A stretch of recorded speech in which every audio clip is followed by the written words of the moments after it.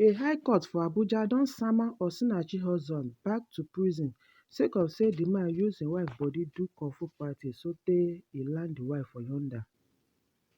We hear say di man do di wife plenty shege wen im dey alive.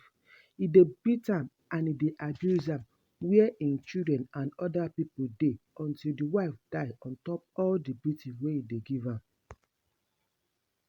Hope una remember Osinachi Nwachuku, dat popular gospel singer wey sing Ekwueme and wey we hear say na im husband dey responsible for im death some weeks ago. Okay, una don remember abi? Na last week Friday, High Court wey dey sit for Abuja sama di husband wey im name be Peter Nwachuku from de ten tion make e go chop beans for prison till dem go come do di final judgement for di offence wey dem say im commit. Wetin be di offence sef?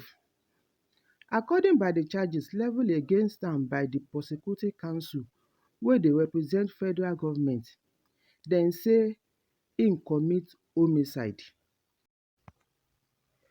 Court say make we wait till June 16 and 17 before we go know wetin court go do di man las las.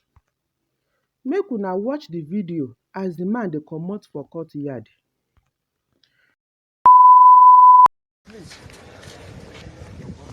I've suffered, I abandoned. What killed my wife is lungs, cancer of the lungs, not really kill my wife. I didn't kill my wife. Cancer of the lungs is what killed my wife. What's in Nwachuku? Shey una dey hear as di man tok say im dey suffer for de ten tion? Abeg, de ten tion na for enjoyment or na for owambe party? If Naija de ten tion no be for sufferness, Chidinma Ojukwu wey dem tok say im kill di Super TV CEO no go come down from Orobo come become Lekpa sotey she win Miss Prison Beauty Pageant for Kirikiri. As we dey await Peter Nwachuku judgement for June 16 and 17, some pipo go think say na death go be final. No be so o. If di court eventually tok say make dem go kill am because di offence dey punishable by death, di man still get di opportunity to carry di case go higher court for judiciary ladder. Na dat one dem dey call appeal court, and dis appeal court fit reverse di judgement wey dem fit give am come June 16 and 17.